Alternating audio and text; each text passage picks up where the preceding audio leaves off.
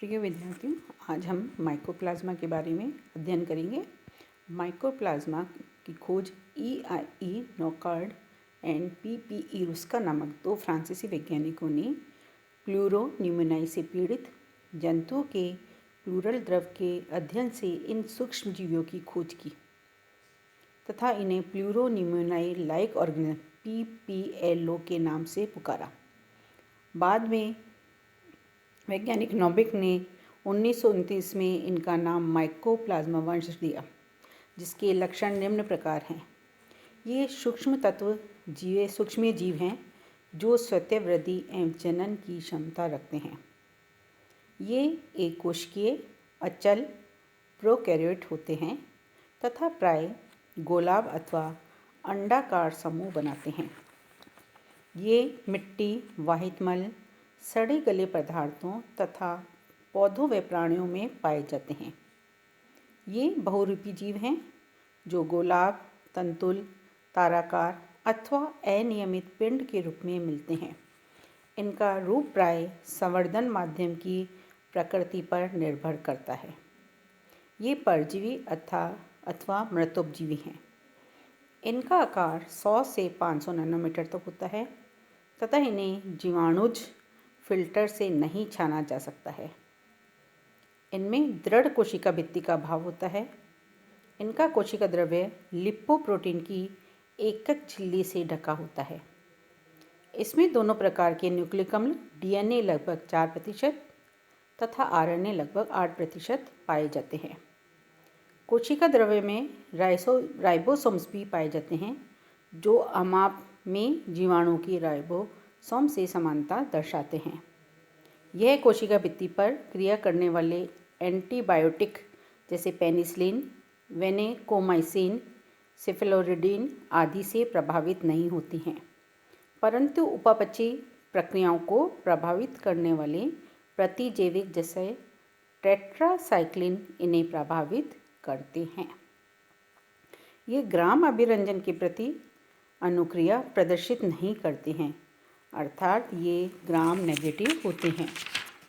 1967 तक माइकोप्लाज्मा केवल प्राणी रोगजनक के रूप में जाने जाते थे, परंतु 1967 में जापानी वैज्ञानिक डोए व उनके सहयोगियों ने इलेक्ट्रॉन सूक्ष्मदर्शी द्वारा कुछ रोगित पौधों के अध्ययन से यह प्रमाणित किया कि पौधों में भी बहुरूपी माइकोप्लाज्मा सदृश जीव पाए जाते हैं। अभी तक 80 ऐसी पादप रोगों का पता लग चुका है जो माइकोप्लाज्मा से होते हैं। ये रोग 300 से भी अधिक पादप वंशों को संक्रमित करते हैं। यद्यपि ये रोग शीतोष्ण व उष्णकटिबंधीय सभी क्षेत्रों में पाए जाते हैं, परंतु उष्ण क्षेत्रों की फसलें जैसे नारियल, नींबू, मक्का, धान, कपास, आलू आदि इनसे अधिक संक्रमित होते हैं। माइकोप्लाज्मी रोगों का एक विशेष लक्षण यह है कि इनमें रोगाणु पौधे के फ्लोएम तत्वों, मुख्यतः चालनी नलिकाओं व फ्लोएम पेरिकार्प में सीमित रहते हैं। वैज्ञानिक डोए के अनुसार संभवतः फ्लोएम का उच्च परासरणीय दाब तथा क्षारीय pH इन रोगाणुओं की वृद्धि के लिए अनुकूलतम वातावरण प्रदान करती है। अधिकांश माइकोप्लाज्मा रोगों का संचरण पादफुदक लीफ होपर द्वारा होता है। मटर के 618M रोगाणु का संचरण एफिड के द्वारा होता है। अब हम माइकोप्लाज्मा की संरचना देखेंगे। माइकोप्लाज्मा एक कोशीय जीव है जिनमें कोशिका भित्ति नहीं होती है। इनकी कोई विशेष आकृति नहीं होती है, किंतु अधिकतर ये गोलाभ 300 से 800 नैनोमीटर व्यास वाले होते हैं। यह जीव द्रव्य इकाई झिल्ली प्रोटोप्लास्ट यूनिट मेम्ब्रेन रॉबर्टसन से घिरा रहता है। यह इकाई झिल्ली 100 एंगस्ट्रॉन मोटी होती है। यह परासरणीय, मुलायम या टूटने लायक होती है। जैसे कि चित्र में आपने को दिख रहा है, कोशिका झिल्ली जो है यूनिट मेम्ब्रेन के लिए सबसे बाह्य परत है। ये इसमें मीजोसोम्स अनुपस्थित होते हैं। इसके जीव द्रव्य में निम्न संरचनाएं पाई जाती हैं। इसमें न्यूक्लिक अम्ल DNA द्विरज्जुकी होता है, चित्र में दिखाई दे रहा है, जिसका शुष्क भार 4 से 7% होता है। RNA यह राइबोसोम के साथ या स्वतंत्र होता है। यह एक रज्जुकी होता है, सिंगल स्ट्रैंडेड होता है। RNA और DNA डबल स्ट्रैंडेड होता है। राइबोसोम भी पाए जाते हैं जो कि 70S वाले होते हैं। इसमें प्रोटीन होती है जो शुष्क भार का 50 से 80% है।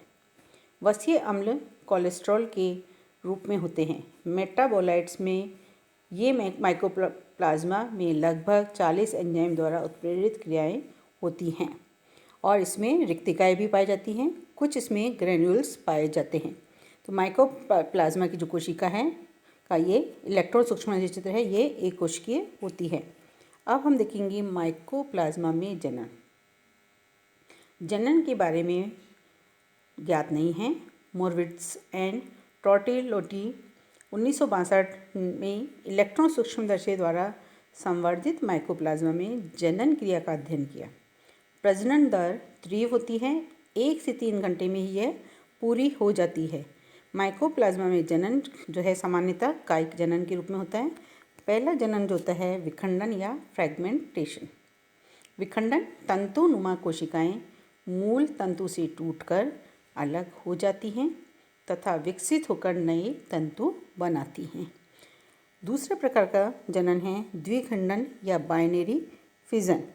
बाइनरी फिजन मात्र कोशिका विभाजन द्वारा 2 समान या असमान गोलाकार कोशिकाओं में विभक्त हो जाता है।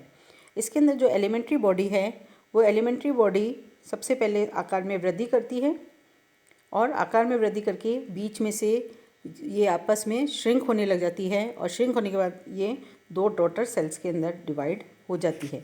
इस तरह से इसमें बाइनरी फिजन होता है। तीसरे प्रकार का जनन मुकुलन बडिंग। ये मुकुलन जनन जो है एक कोशिका इकाई से अनेक कोशिकाएं एक लंबी श्रृंखला के रूप में उत्पन्न होती हैं, जिनमें से प्रत्येक कोशिका वृद्धि करके एक माइकोप्लाज्मा बनाती है। चौथे प्रकार का है एलिमेंट्री बॉडीज़। एलिमेंट्री बॉडीज़ मात्र कोशिका फूलकर बड़े हो जाती है तथा इसका जीव द्रव्य असंख्य छोटी छोटी इकाइयों में बढ़ जाता है। इसके अंदर ये सबसे पहले मात्र कोशिका है, ये आकार में फूल रही है। फूलने के बाद इसका जो जीव द्रव्य है छोटी छोटी संख्या में परिवर्तित हो रहा है। Large cell with developing elementary body, जिन्हें प्रारंभिक संरचना या निम्नतम जनन इकाई कहते हैं, जो जीव द्रव्य झिल्ली के फटने से अलग हो जाती हैं। इनका आकार 330 से 450 नैनोमीटर तथा इन्हें जीवाणुरोधी फिल्टर द्वारा छाना नहीं जा सकता है। तो 4 प्रकार से जनन होता है माइकोप्लाज्मा के अंदर। सबसे पहला विखंडन, दूसरा फ्रेगमेंटेशन बाइनरी फिजन, तीसरा मुकुलन और चौथा एलिमेंट्री बॉडी। अब हम देखेंगे माइकोप्लाज्मा की प्रकृति। माइकोप्लाज्मा ऐसे माध्यम में वृद्धि कर सकते हैं जिसमें जीवित कोशिकाएं पूर्णतः अनुपस्थित हों। ये अनेक प्रकार ऐसे फिल्टरों से जिनसे जीवाणु कोशिका नहीं निकल सकती है, ये निकल सकते हैं। इन 2 लक्षणों के आधार पर इन्हें जीवाणु एवं विषाणु के बीच का जीव माना गया है। रासायनिक लक्षणों में माइकोप्लाज्मा जीवाणु की अपेक्षा विषाणु से अधिक बंधुता दर्शाते हैं। अब हम देखेंगे माइकोप्लाज्मा के द्वारा होने वाले कुछ रोग। कुछ महत्वपूर्ण माइकोप्लाज्मा रोग। प्राणियों व पौधों के कुछ भयंकर रोग माइकोप्लाज्मा के द्वारा होते हैं। तो सर्वप्रथम हम देखेंगे जानवरों के माइकोप्लाज्मा रोग। उदाहरण गो प्लूमोनिया, ये माइकोप्लाज्मा माइकोइडिस के द्वारा होता है। दूसरा पशुओं का जननांग शोथ, यह माइकोप्लाज्मा बोवी जेनिटेलियम के द्वारा होता है। तीसरा भेड़ बकरी का एगेलेक्टिया रोग, ये माइकोप्लाज्मा एगेलेक्टी के द्वारा होता है। अब अपन देखेंगे मनुष्यों के माइकोप्लाज्मा रोग। मनुष्यों में माइकोप्लाज्मा रोग रोगजनक माइकोप्लाज्मा मनुष्यों के श्वसन तंत्र, केंद्रीय तंत्रिका तंत्र, जनन मूत्रांगों व हृदय वाहिका तंत्र को प्रभावित करते हैं। माइकोप्लाज्मा न्यूमोनियाई से अप्रारूपिक न्यूमोनिया व श्वसन तंत्र के अन्य रोग होते हैं। जबकि माइकोप्लाज्मा होमिनिस जननांग शोथ इन्फ्लेमेशन ऑफ जेनिटल्स तथा प्लूरोनोमिनाई का कारक है। अब हम देखेंगे पौधों के कुछ माइकोप्लाज्मीय रोग के उदाहरण। पहला है बैंगन का लघुपर्ण रोग, दूसरा वामिनित क्लोवर, तीसरा कपास हरित मांगन, चौथा तंबाकू का पीतमावन, पांचवा टमाटर का वृहत कलिक रोग और भी पादपों में विभिन्न प्रकार के माइकोप्लाज्मा रोग उत्पन्न होते हैं।